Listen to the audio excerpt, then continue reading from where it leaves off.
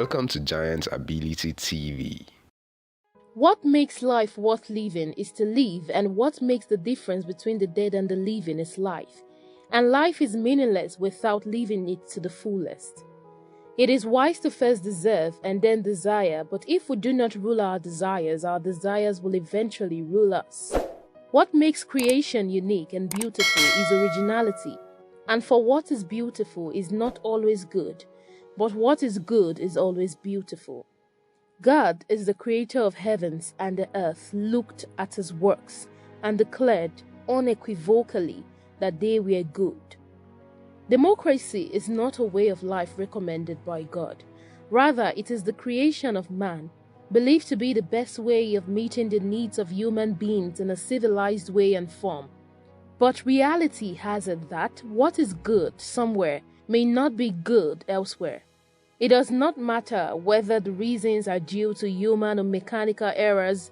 What is certain and which cannot be altered or changed is that the ways of man, no matter how well crafted or designed, are inferior to the ways of God, which are higher than those of man. Nigeria, since independence in 1960, adopted a presidential system of government, copied from America, and ever since the system has been in a trying mode with successes and failures going together. The unfortunate thing about the system is that it has been more of retrogression than progression. For of what use is the realization that after taking 3 steps forward, 4 steps backward have always been experienced?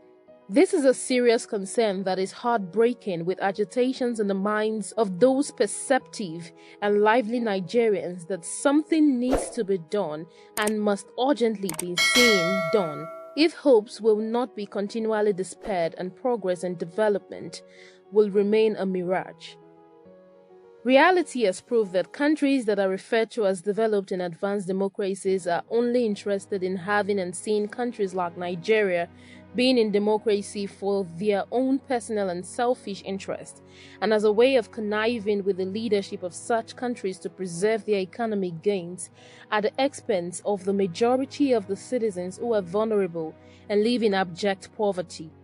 The just concluded presidential election in Nigeria and the reactions of the international community, who have their representatives as observers, leave much to be desired.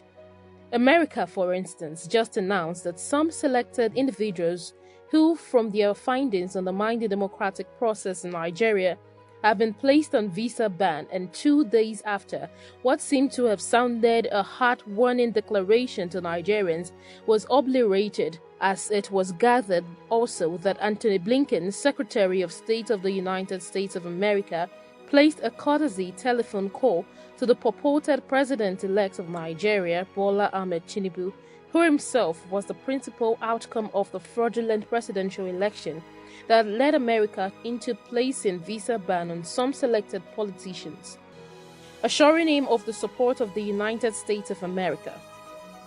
These 2 actions understandably fall under the diplomatic arrangement that recognizes the sovereignty of Nigeria as a country, but the pertinent question is how far are those contradictory actions capable of advancing the tenets and practice of democracy in Nigeria? Nigerians, especially those of us in diaspora, particularly in the United States of America, would have loved to see United States, especially the administration of Joe Biden, take a decisive action against anti-democratic elements and their activities in Nigeria such that can serve as deterrent to the continuation of fraud in the country's electoral processes. As we engage with your countries, the United States will always lead with our values: support for democracy, respect for the rule of law, commitment to human rights, responsible government. All are part of our DNA. That doesn't mean we always get everything right. We surely don't.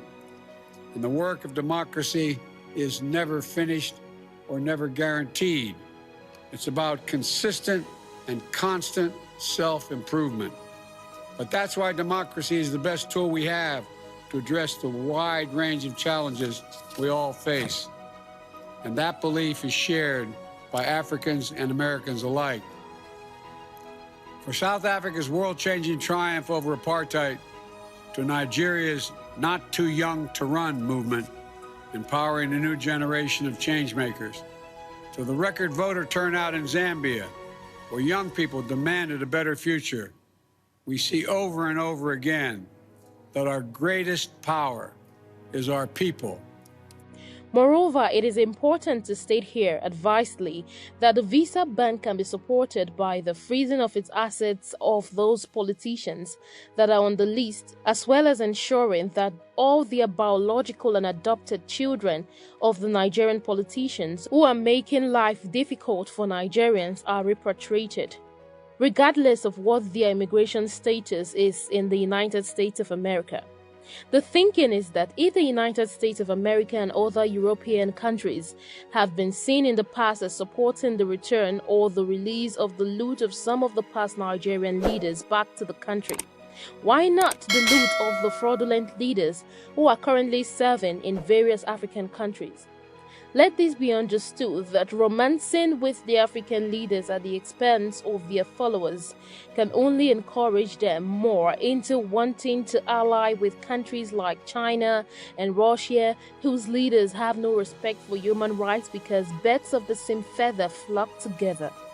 To deepen democracy in Africa, let America, which is the beacon of light and a custodian of democracy, adopt a new approach in its African foreign policy by creatively working with the non-governmental organizations, NGOs, the civil society organizations, and the various youth and student organizations, and with a view to inculcating in them the principles of democracy rather than concentrating efforts on the leaders who have always been pretending to be Democrat but with ulterior motives. May 29, as events are unfolding, will go down in history of Nigeria as a day when Nigerians choose to take back and salvage the destiny of the country or allow the continuation of the bloodthirsty and draconian government of the All Progressives Congress Party (APC) and the outgoing President Muhammadu Buhari. A wise man admonishes that we should never cease to be convinced that life might be better, our own and those of others, and one of the ways of getting this done is that we must learn to reawaken and keep ourselves awake, not by mechanical aids but by an infinite expectation of the dawn which does not forsake us in our soundest sleep. I know of no more encouraging fact than the unquestionable ability of man to elevate his life by a conscious endeavor. It is something to be able to paint a particular picture or to carve a statue, and so to make a few objects beautiful. But it is far more glorious to carve and paint the very atmosphere and medium through which we look, which morally we can do to affect the quality of the day. That is the highest of arts. Henry David Thoreau. It was an eyesore, the drama that played out in front of the High Court of Abuja on Wednesday, where Mr. Lamidi Apapa, who claimed to be the authentic national chairman of the Labour Party, was almost lynched by the angry supporters of the Labour Party, known as the Obedient. Until people like him are treated as such, political rascality and hooliganism will continue to thrive in Nigeria.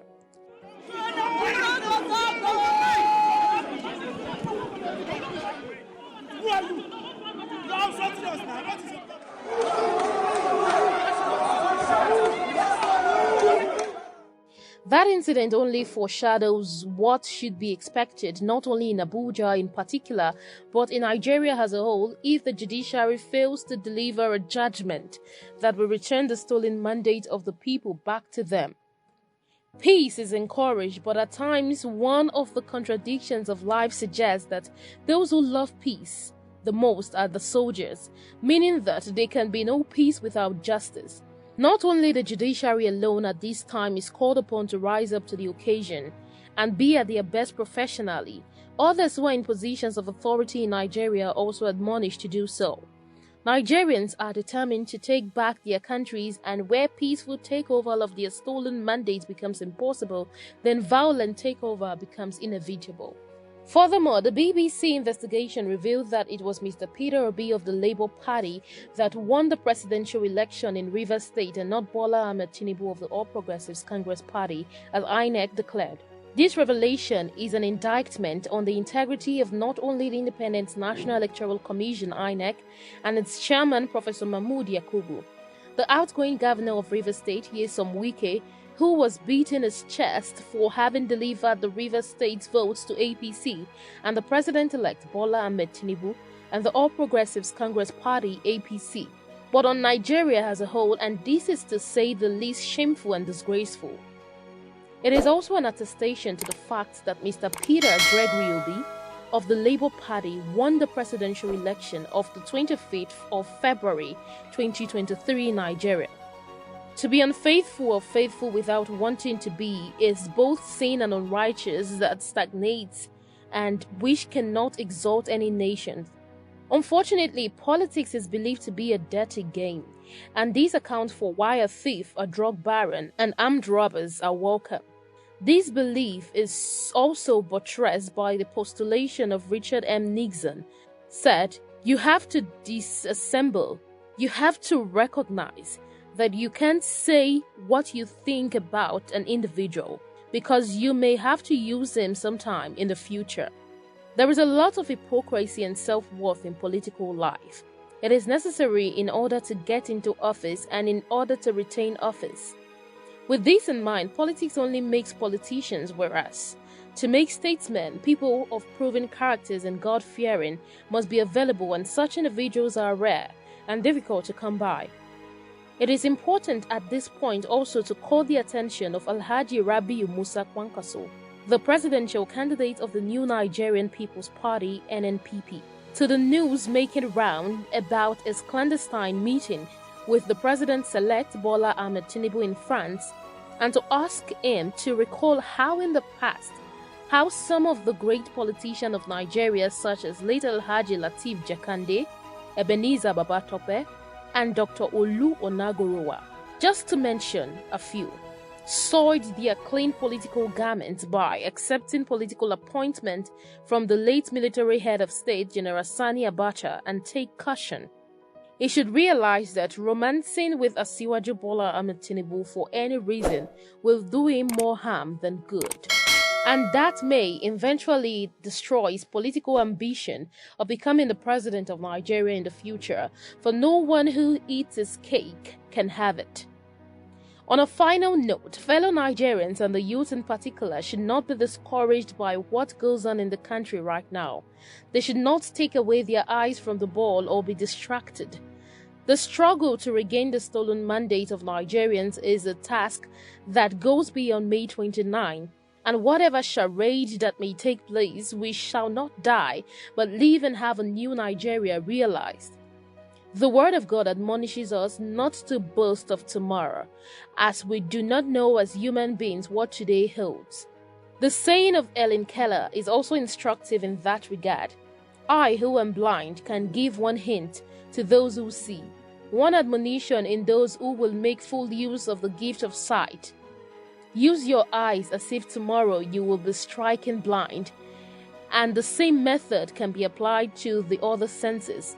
Hear the music of voice, the song of a bird, the mighty strains of an orchestra, as if you would be striking death tomorrow. Touch each object you want to touch as if tomorrow your tactile sense will fail. Smell the perfume of flowers.